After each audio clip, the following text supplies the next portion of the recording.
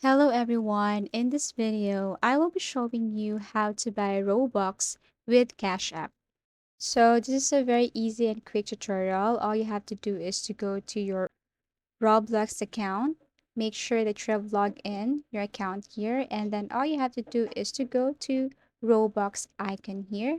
So you have options, but you just tap this buy Robux.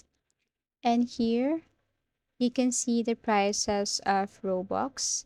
So you just have to pick at least one. For example, you're going to buy 400 Robux. So tap this one and it will take you directly to the site, secure payment with Roblox. Now, in order for you to pay this via Cash App, you must go to Cash App or Cash Card.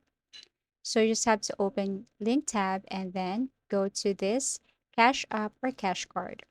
As you can see, this one is for free. It's a customable debit card that is connected to your Cash App. All you have to do is simply go to your Cash App and you can see there a card icon. You just have to tap that one, follow the instructions, and always remember that you must be 13 up to apply for a cash card, and this cash card should arrive within 14 days. Okay, and then once you activate your cash card, you can go back to your Roblox account or secure payment with Roblox, click debit card, and then all you have to do is to simply type the information of your cash card here.